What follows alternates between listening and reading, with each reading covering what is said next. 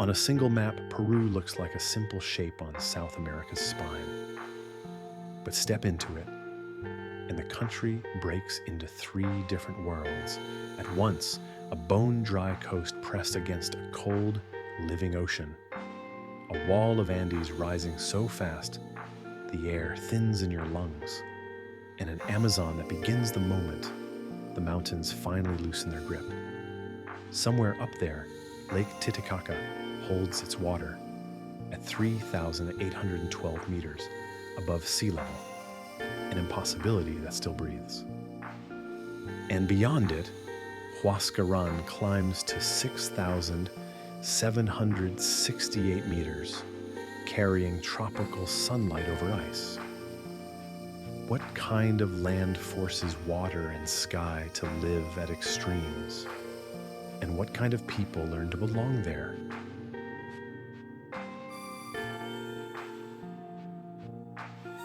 Peru's story begins underground, far below.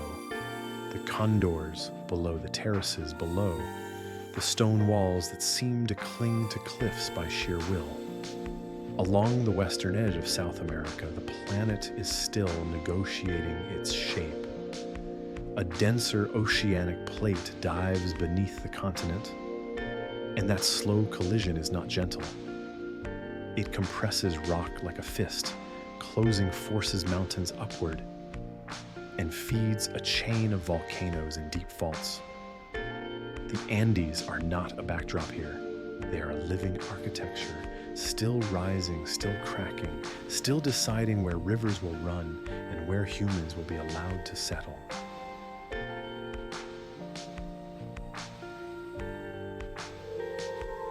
On the coast, the first surprise is not what you see, but what you feel.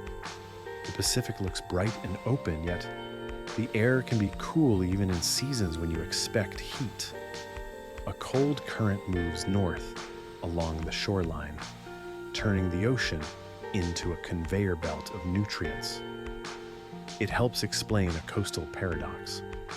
Some stretches of Peru are among the driest landscapes you could stand in sand and stone under a pale sky, while the sea just a few meters away can be biologically explosive. The land starved of rain leans on the ocean's pulse. You can almost sense its salt on the wind, a thin haze hanging over the desert, and the quiet hum of a coastline that survives by keeping its temperature low and its nutrients high.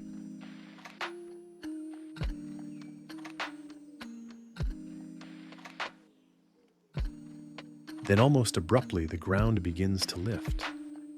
Roads climb switchback after switchback, and the world rearranges itself by altitude.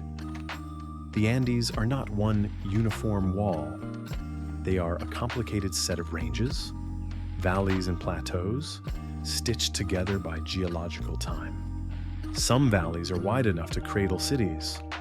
Others are narrow, carved by rivers that look harmless until rainy season arrives, and the entire canyon becomes a roaring corridor.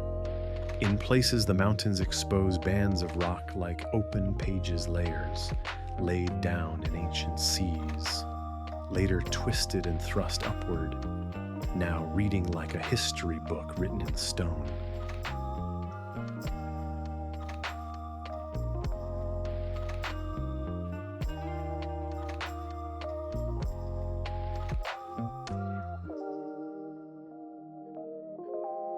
Higher still, Peru enters a realm that feels almost unreal, tropical mountains that wear glaciers. In the Cordillera, Blanca snow and ice rest under a sun that can burn your skin. It is a contradiction you can taste in your breath. Cold air that seems too thin to hold warmth, while daylight is fierce and immediate. Here, the legacy of ice is written everywhere. Ancient glaciers once moved like slow blades, grinding valleys into broad U-shapes, polishing rock faces, and leaving behind amphitheaters of stone called cirques. When the ice retreated, it often left lakes in its wake, glacial water held behind natural dams of debris and moraine. Some of these lakes are calm mirrors. Others carry an unspoken tension, because when too much meltwater gathers too quickly, the mountains can release it in sudden floods.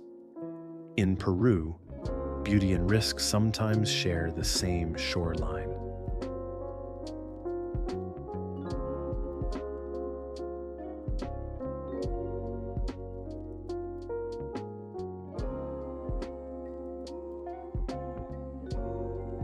And all of this Coast Canyon Glacier feeds the most important sculpture of all the rivers. Peru is defined by water's decisions.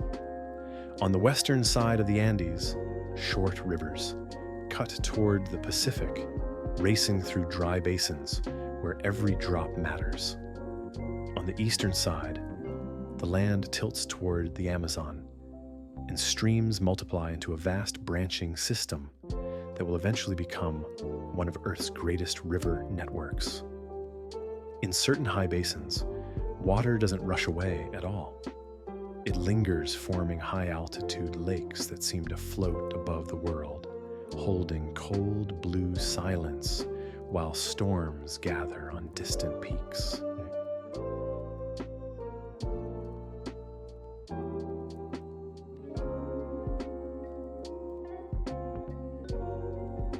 But geology isn't only about what rises. It's also about what collapses, what slides, what shakes loose. Peru sits in an active seismic zone, and the Andes are steep by nature. When rain comes hard, when tremors ripple through the ground, mountains can shed themselves in landslides, entire slopes, turning fluid roads erased in minutes villages, suddenly cut off from the rest of the country. The landscape demands respect, not through drama, but through constant negotiation. People here don't just live in a place, they live with a place, reading the clouds, watching the rivers, noticing the subtle warning signs in sound and soil.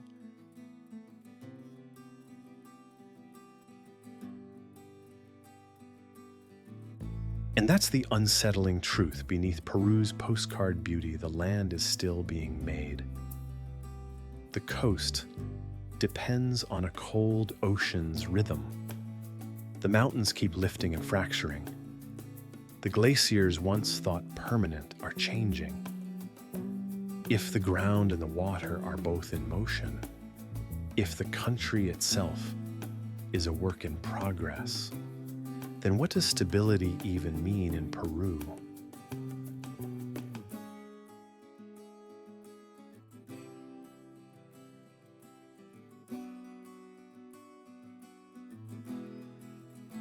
To understand Peru's life, you have to understand that Peru is not one ecosystem, it is a ladder.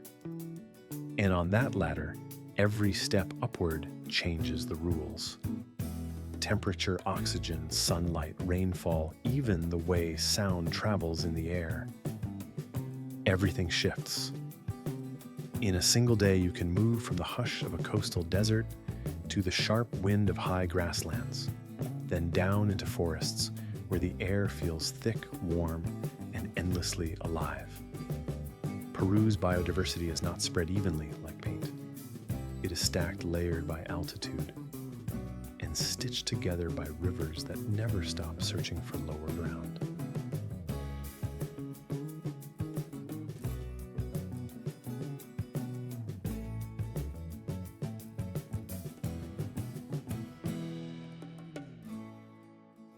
Along the coast, life begins in a place that looks almost lifeless. Desert stretches out in pale browns and faded golds, shaped by wind and the occasional stubborn plant. But look closer, and survival becomes visible. In some seasons, fog drifts inland and feeds pockets of green, small, temporary worlds that bloom where you least expect them. It's quiet life, cautious life, the kind that survives by not wasting anything. Then, your attention is pulled back to the ocean, where the cold current keeps the water nutrient-rich. Here, the coastline can become a feeding corridor, birds circling fish, flashing marine mammals moving like shadows under the surface. Even if you never see the full spectacle, you feel its presence. The sea is not just scenery. It is a provider, an engine.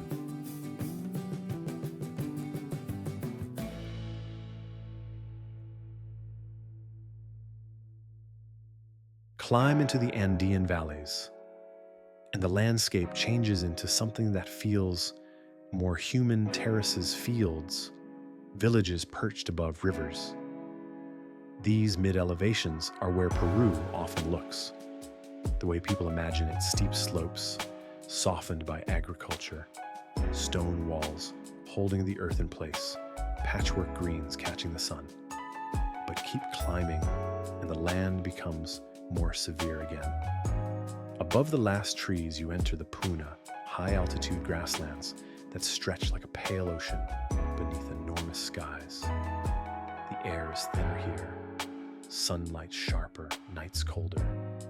Plants grow low and tough, designed to endure frost and wind. You can hear it: grass, whispering wind, pressing against your ears, silence expanding between distant ridge lines.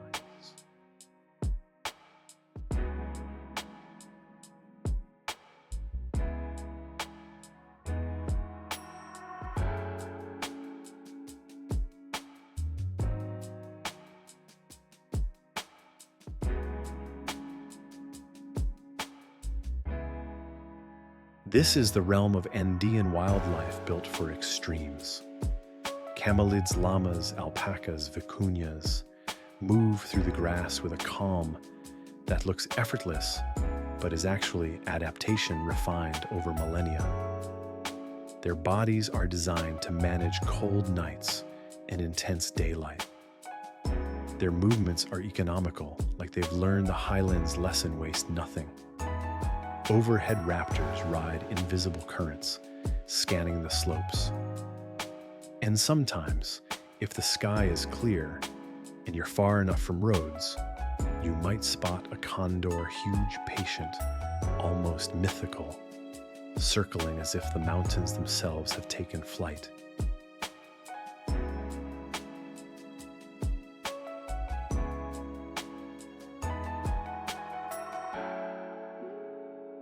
Then there are the wetlands and high lakes, the places where water refuses to leave. Around them, life gathers.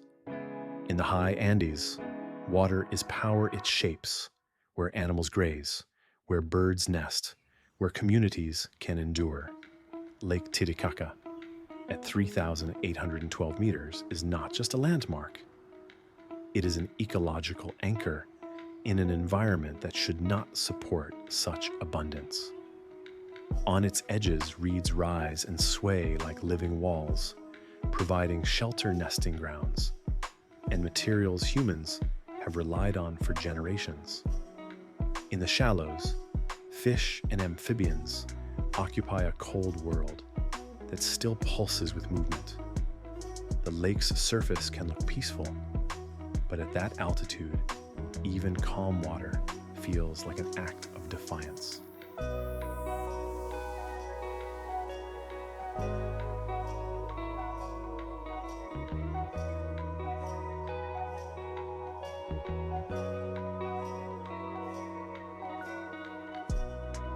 And then, almost like crossing an invisible border, you descend into the cloud forests. This is where Peru becomes a different kind of loud. Moisture clings to everything, leaves rock skin breath. The forest doesn't just grow, it drips. Ferns unfurl moss carpets. Branches, orchids hide in pockets of green like secrets. Fog slides through the trees, turning the landscape into layers near and far visible and half erased. Sound changes too. In the high grasslands, the wind dominates. Here it's the forest that speaks insects, distant birds, the soft percussion of water falling leaf to leaf.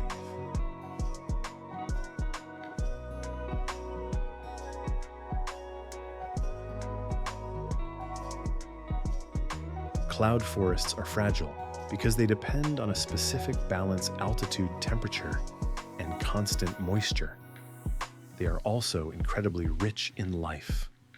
Many species live in narrow zones, adapted to a range of conditions so specific that moving a few hundred meters up or down can feel like entering a new country.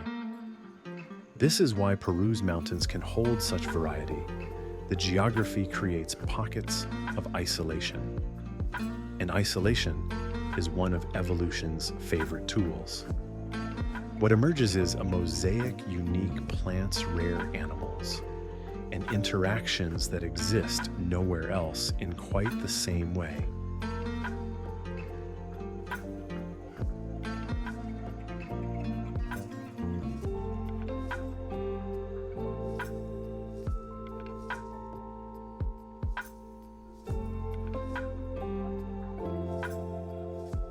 Follow the rivers farther down, and the forest thickens into the Amazon lowlands. Here, Peru's biodiversity becomes almost overwhelming. The canopy rises like a second sky, and beneath it is a layered world shade, filtered light, sudden clearings, the constant movement of life hunting, hiding, feeding, reproducing. The air is warm and heavy, carrying the scent of wet earth and vegetation. Rivers widen, slow braid and loop. In flooded forests, trees stand in water, pillars and fish move among roots.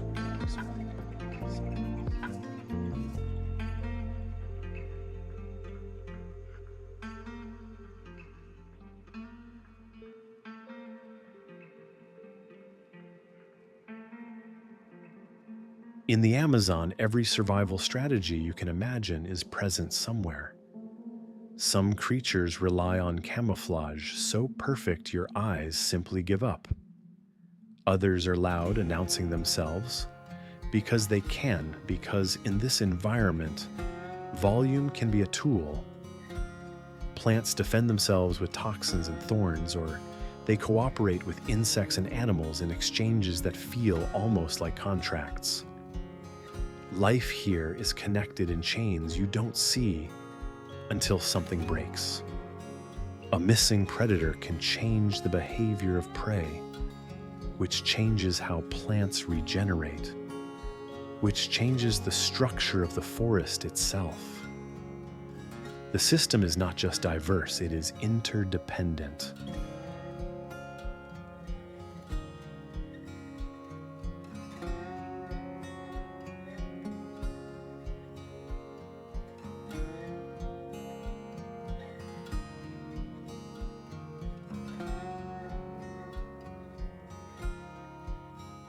And above all of this, Peru's ecosystems are now facing a shared pressure change. As temperatures shift, the ladder of life begins to move. Species that once lived comfortably at certain elevations may climb higher to find cooler air. But mountains have a limit. At the top, there is nowhere else to go. Glaciers that once acted like frozen reservoirs are thinning, altering water availability downstream, especially in dry seasons when communities depend on meltwater to keep rivers running. In the Amazon, changes in rainfall patterns can reshape flooding cycles, affecting fish breeding, forest regeneration, and human livelihoods.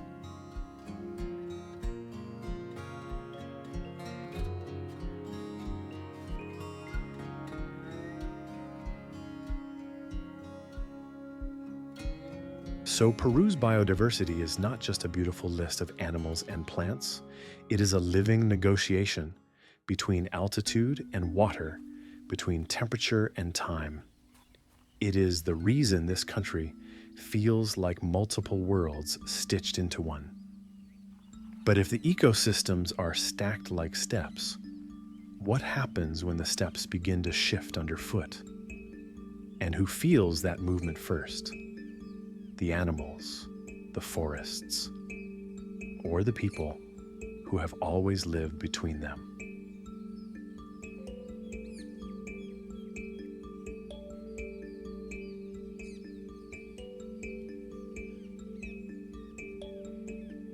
Long before Peru became a name on a map, it was already a homeland measured not in borders, but in altitude, water, and memory. The earliest human stories here are inseparable from the land's steepness. In most places, survival means finding food. In Peru, survival also means learning where the ground allows you to stand, where the rivers can be trusted, and how to build a life on slopes that seem designed to reject permanence.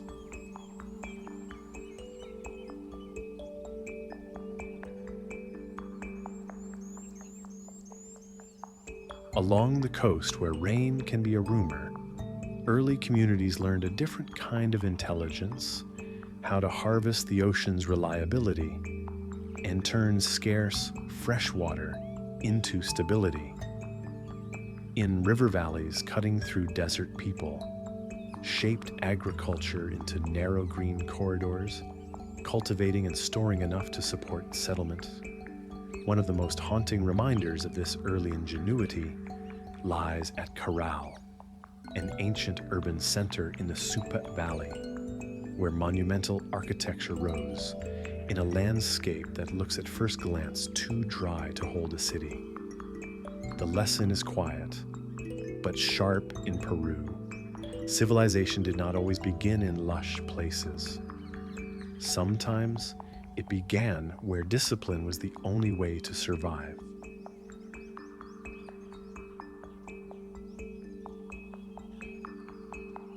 Further inland, the Andes demanded an even harsher bargain. The mountains offered water, glaciers, springs, high lakes, but they also imposed cold nights, thin air, and seasons that could break a harvest in a single storm. The response was not to flee, but to adapt with precision. Over centuries, Andean peoples developed a way of living that treated elevation like a resource.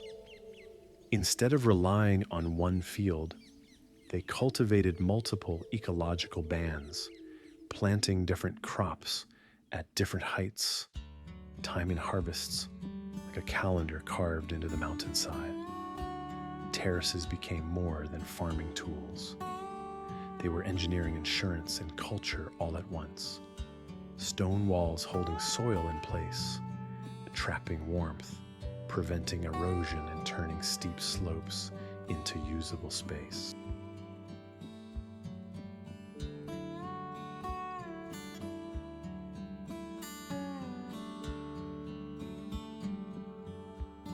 And food itself became a language of resilience.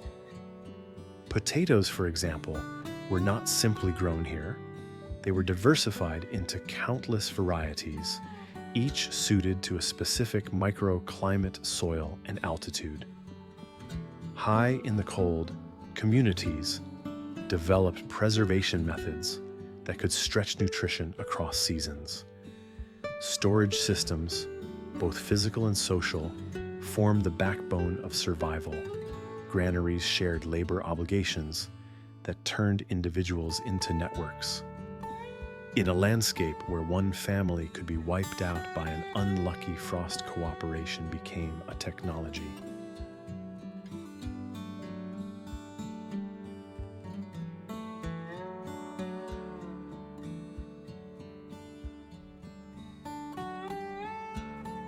Spiritual life rose alongside practical life, because the Andes do not feel like empty rock.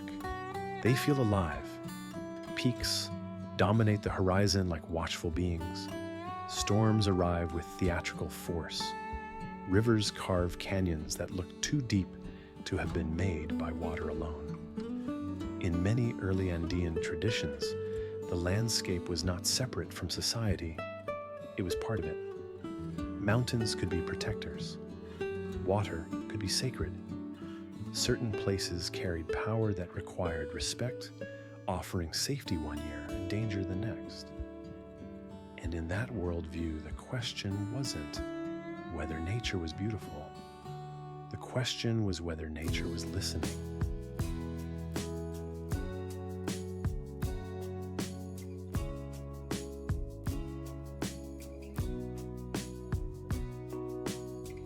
This relationship shaped how people moved and traded. Peru's early cultures did not exist as isolated pockets forever. Valleys connected to plateaus, highlands connected to forests, coastlines connected to mountain passes. Over time, exchange routes formed paths where goods and ideas traveled coastal resources, moving inland, highland textiles and crops, moving outward jungle products, appearing in mountain settlements, like messages from a warmer world. The Andes are often imagined as barriers, but they were also bridges if someone knew how to read them.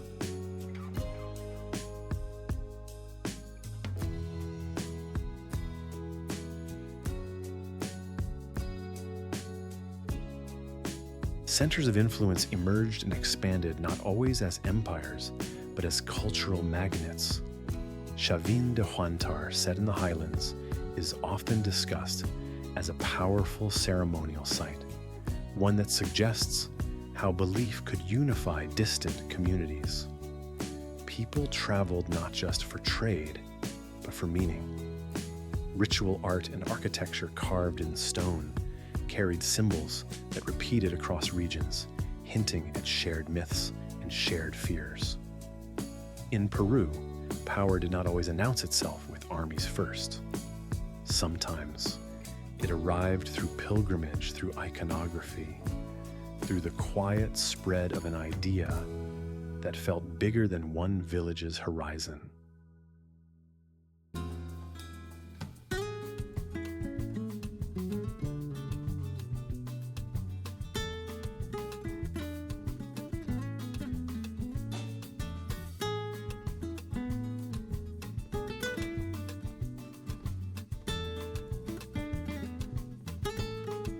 And then there was the constant pressure of the environment. In the high Andes, drought and cold were enemies. In lower valleys, floods and mudslides could erase what was built. Along the coast, scarcity was always waiting. These pressures did something profound. They made time feel urgent. When harvests depend on seasonal precision and survival depends on stored food, societies learn to plan. They learn to remember. They learn to create systems that can outlast a single life. You can feel it in the architecture walls, designed to stand terraces, designed to endure, pathways designed to connect. Early Peru is filled with evidence of humans trying to prove that permanence is possible, even in a land still being shaped by tectonics and weather.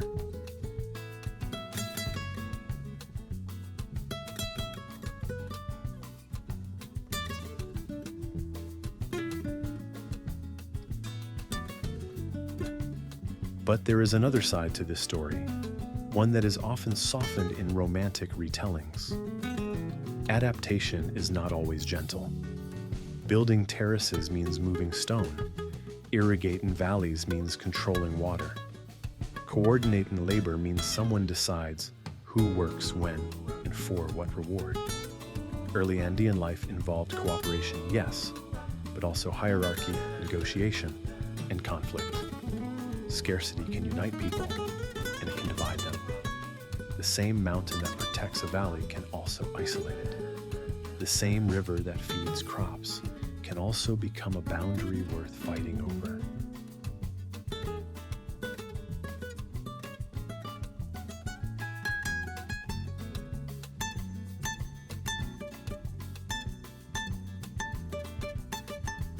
Still, what remains remarkable is the continuity of knowledge. Across centuries, Andean communities became experts in microclimates, reading small changes in cloud cover, wind direction, and soil moisture as signals. They built a cultural memory that treated the environment as something to study, not just endure. Even in places where written records did not survive, in the way modern societies recognize the land itself became an archive. Terraces and canals are stories. Footpaths are stories. The placement of settlements, high enough to avoid floods, near enough to water to survive, is a story written in geography.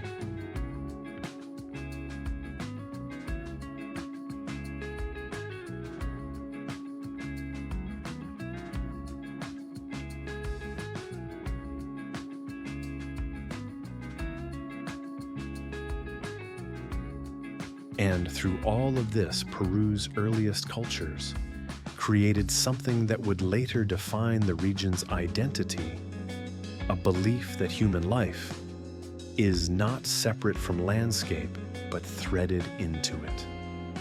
People belong to valleys, not just to families.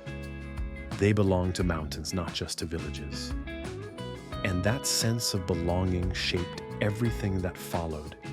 Because when later powers rose, when larger political systems formed, they inherited not a blank slate, but a world already textured by adaptation, ritual engineering, and survival, and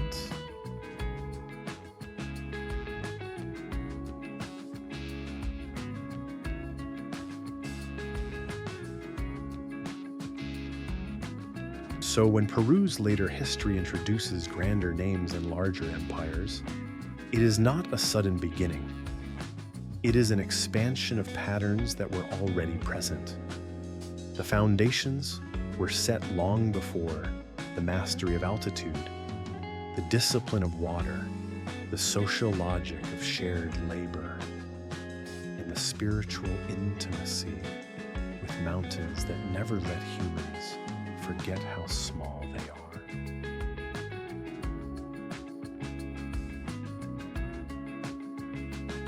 By the time the Inca rose to power, Peru was already a land of experienced survivors, people who understood that the Andes reward organization and punish improvisation. The Inca did not invent Andean life from nothing. They inherited it, sharpened it, and scaled it until the mountains themselves seemed woven into a single political fabric. Their genius was not simply conquest.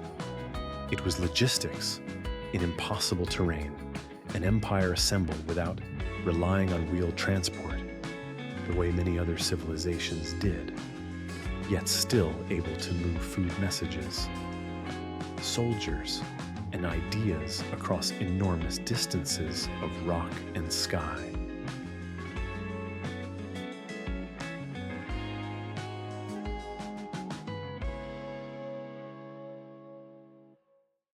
The true spine of that system was not a palace. It was a network, roads.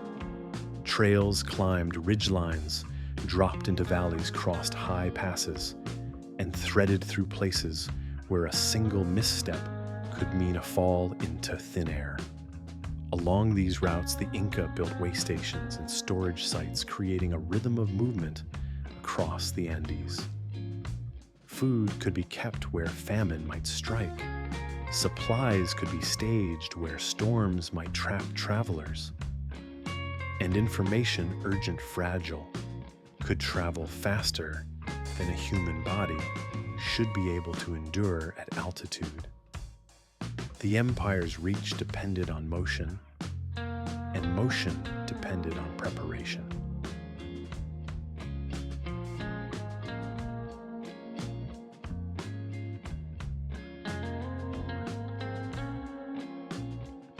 But the Inca were not only builders of roads. They were builders of systems that made roads meaningful, coordinated labor, strategic agriculture, and the management of water. Terraces expanded across slopes like stone staircases for crops. Irrigation channels carried life into high basins. In a landscape where nature could cut off a community overnight, an organized surplus was not luxury. It was survival and power. A state that could feed people in harsh years was a state that could demand loyalty in return. In the Andes, food is never just food. It is security, memory, leverage.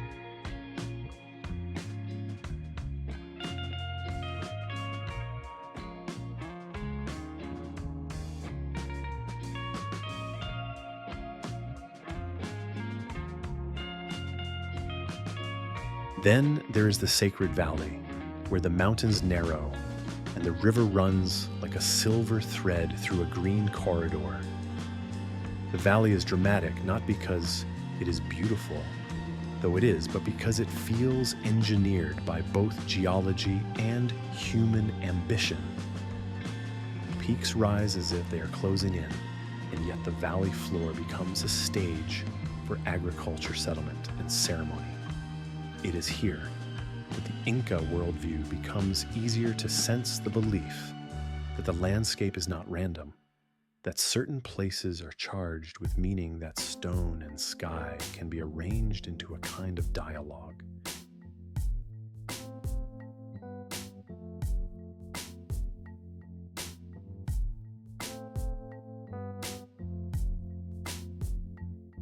Machu Picchu sits within that dialogue like a question carved into rock.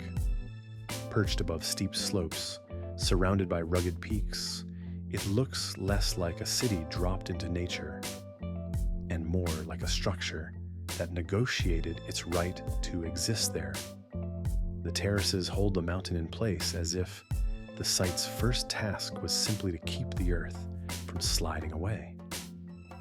The stonework is so precise, it appears to reject time blocks fitted so tightly that the joints seem invisible, as if the builders were trying to erase the idea of separation. And the location itself hints at intention, hidden, elevated, protected by geography, yet still connected to the broader world through trails that link ridge to ridge.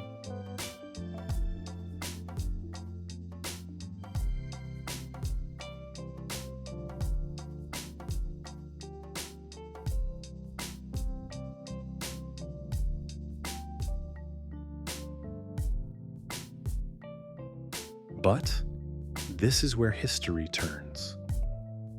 Because even the most carefully organized mountain systems are vulnerable to forces they cannot predict, disease, political disruption, and the arrival of a foreign power that brings a different kind of violence.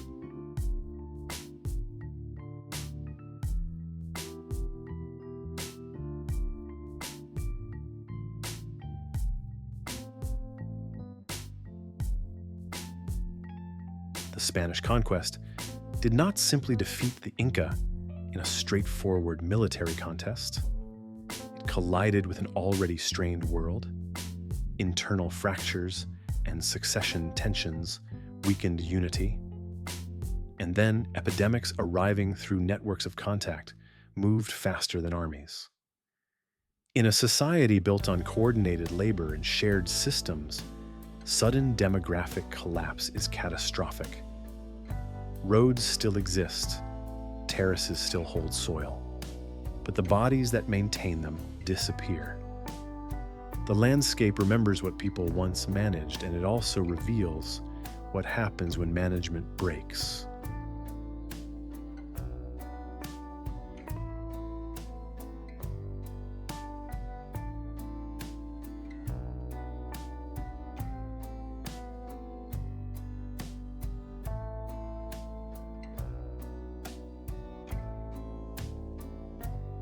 Peru's colonial period shifted the axis of power.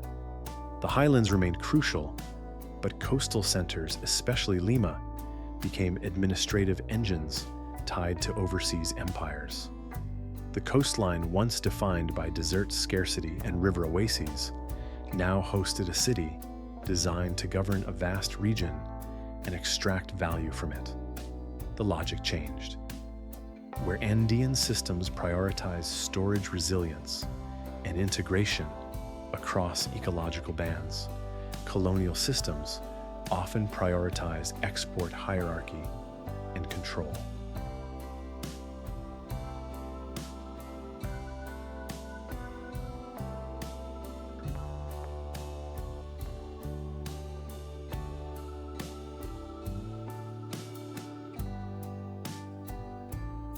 Silver became one of the metals that rewired the region's fate. Wealth pulled from deep earth, moved across mountains, shipped across oceans. And with extraction came forced labor structures and new forms of inequality. Peru's landscapes, mountains, valleys, ports, were reinterpreted as pipelines. Routes that once carried food and messages now carried raw material. The same Andes that demanded local wisdom became obstacles to be exploited, crossed, or subdued.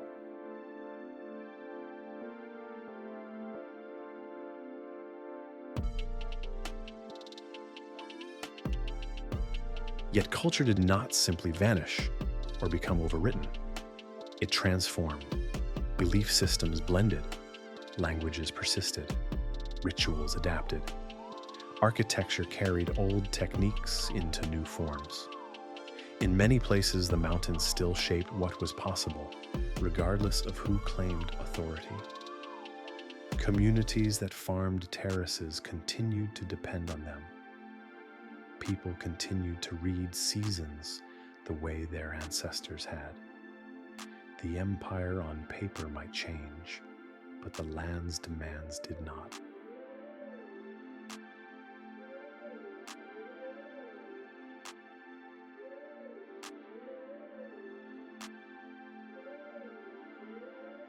And exploration, if it can be called that, continued in a different way. Europeans mapped routes, cataloged resources, and renamed places sometimes, treating a living homeland as if it were an empty discovery. But Peru was never empty. Even the most remote valleys had stories.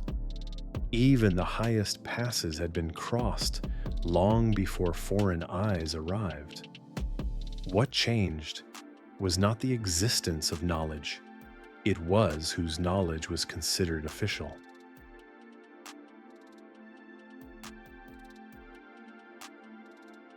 Over time, Peru's identity became layered. Andean foundations, imperial impositions, and modern nationhood emerging from the tension between them. It is why Peru's history feels like a landscape itself, stratified, tilted, and alive with fault lines. The Inca roads still run through mountains, even if many are now walked by trekkers instead of messengers. The terraces still stitch slopes, even if their original state structures no longer exist. Colonial cities still hold plazas and cathedrals, even as indigenous traditions continue to pulse beneath and around them.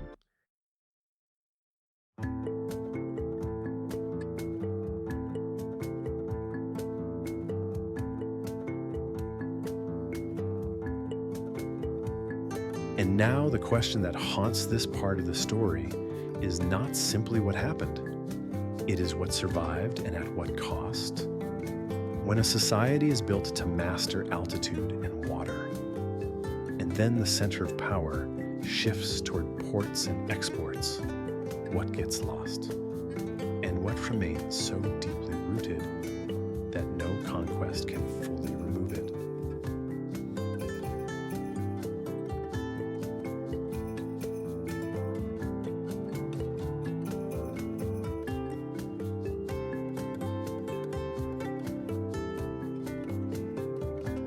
Modern Peru is often introduced through its icons, high stone ruins, rainbow-striped textiles, a sacred valley under dramatic peaks, an Amazon that seems infinite from the air. But living inside a landscape like this is not the same as visiting it. Peru's present is shaped by a set of pressures that move in opposite directions: the desire to protect what is rare, the need to earn a living from what is valuable, and the reality that the environment itself is changing faster than many systems can adapt.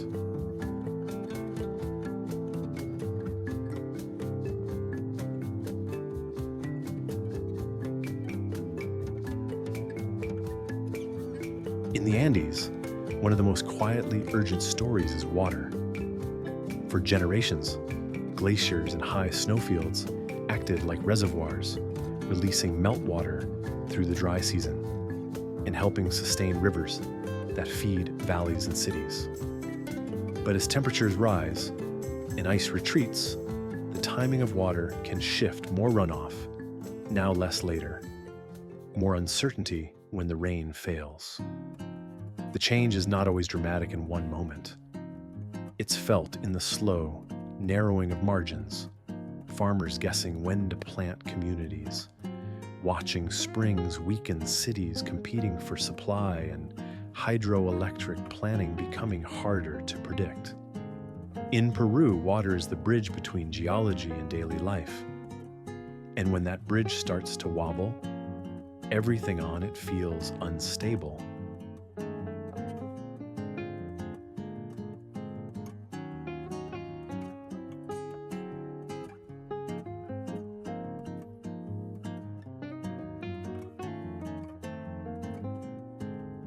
The same mountains that once made the Incas' logistics legendary now intensify modern risks. Steep slopes and fragile soils mean landslides remain a constant threat, especially when extreme rainfall events arrive. Roads can vanish overnight, turning a region into an island. Supply lines break, emergency response slows, and in remote areas, isolation can still mean the difference between inconvenience and catastrophe. The Andes demand infrastructure, but they also punish it, forcing maintenance to become a permanent requirement rather than a one-time achievement.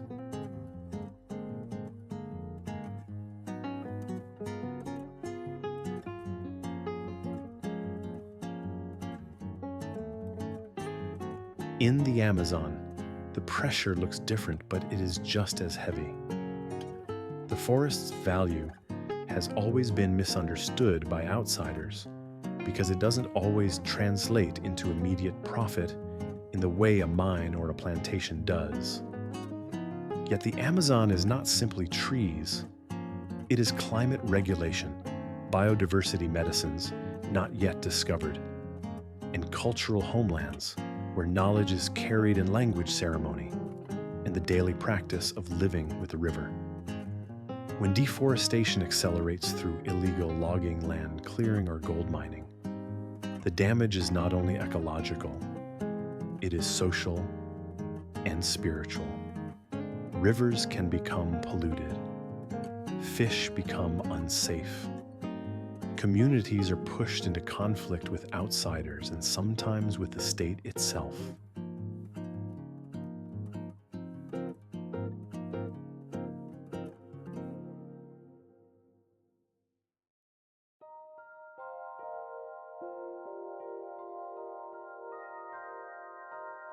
And that is where Peru's modern dilemma sharpens development, is often framed as a choice between poverty and progress.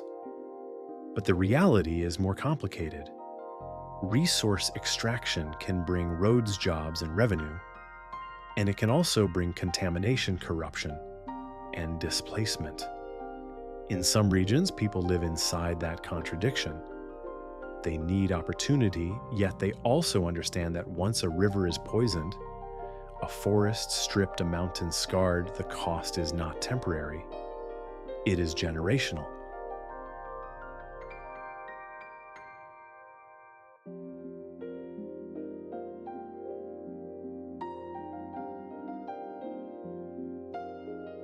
Meanwhile, tourism, one of Peru's most visible industries, creates its own double-edged story.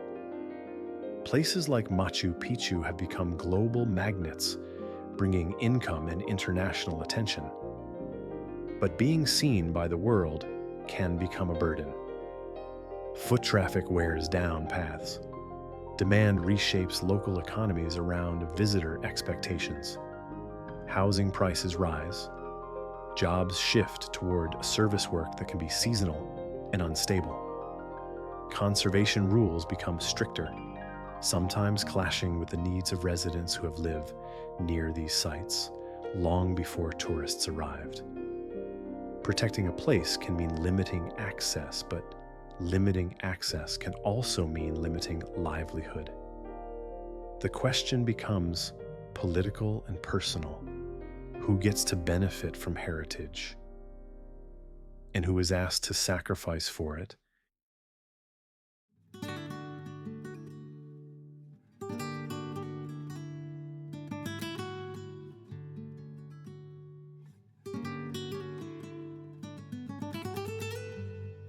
Yet Peru's living culture is not only defined by struggle. It is also defined by endurance and creativity, by the ability to carry tradition forward without freezing it in time. In Andean towns, markets still function as social, heartbeat, color, texture negotiation community. Textiles are not mere souvenirs. They are coded histories in thread patterns that identify region family meaning. Food culture tells another story of fusion and adaptation. Indigenous crops and techniques meeting colonial influences, coastal seafood traditions, meeting highland staples, modern culinary innovation rising from ancient ingredients. Even the soundscape of Peru can feel like an echo chamber of centuries' languages, spoken side-by-side music, moving through plazas, festivals, turning streets into living memory.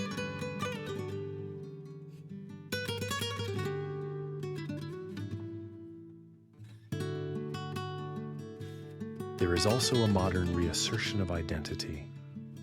Indigenous communities and activists increasingly speak not only as heritage, but as political actors, demanding rights, land protections, and respect for knowledge systems that were long dismissed. Conservation efforts now in many places acknowledge that protecting biodiversity often works best when local communities are empowered rather than excluded. The most hopeful model is not a museum-like preservation that removes people from nature. It is stewardship humans as part of the ecosystem's stability.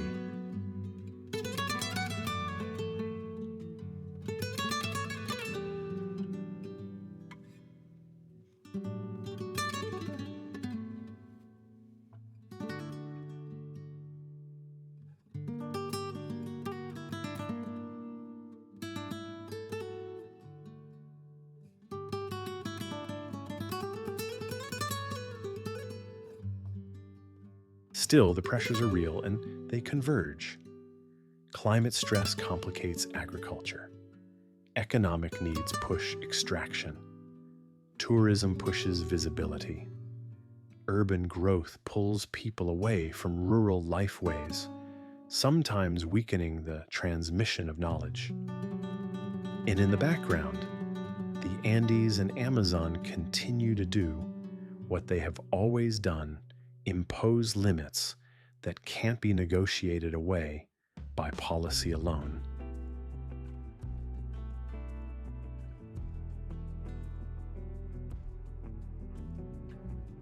So Peru's modern identity becomes a tightrope. It is a country trying to be both a sanctuary and a marketplace, a living culture and a global destination, a homeland and a resource frontier. The same landscapes that make Peru unforgettable also make it fragile, because what is rare is often easy to damage and hard to restore.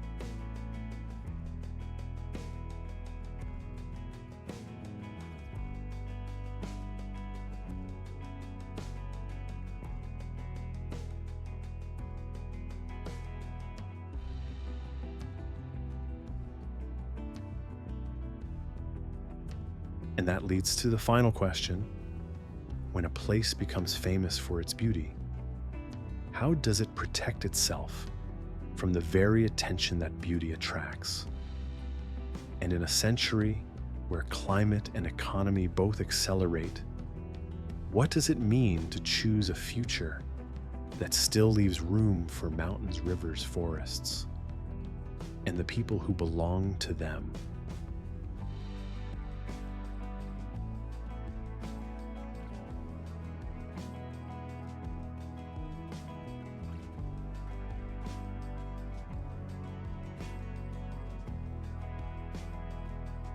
Peru is often photographed as a collection of highlights: one perfect ridge, one ancient wall, one river bending through green.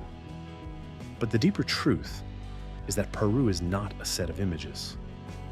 It is a system, a conversation between plates, colliding beneath the ocean mountains, lifting into thin air glaciers, rationing water forests, breathing humidity into the sky and communities, learning generation after generation how to survive on terrain that never promises comfort.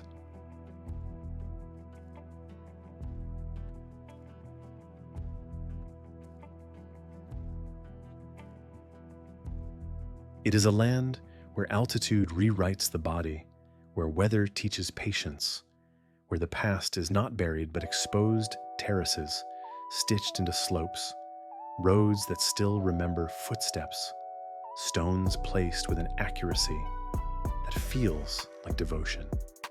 It is also a land where the future has begun to press hard against the present ice-retreating rivers, shifting their timing forests, threatened by short-term hunger for profit, heritage sites, straining under the weight of being loved too loudly.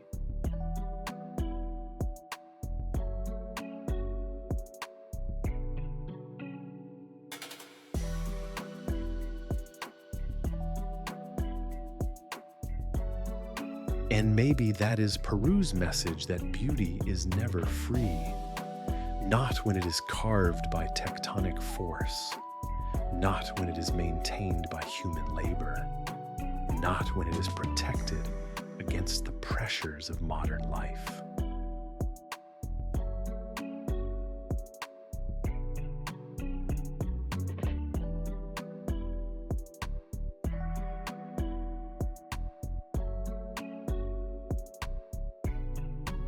So what can be done beyond watching?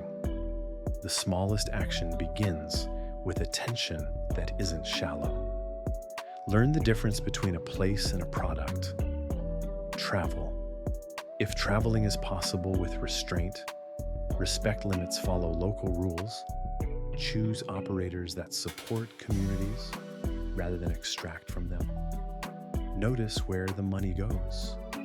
Notice who is asked to carry the burden of preservation. Support conservation work when it is led with local knowledge, not imposed against it. And speak about Peru not as a trophy, but as a living homeland, because language shapes what people think they're allowed to take.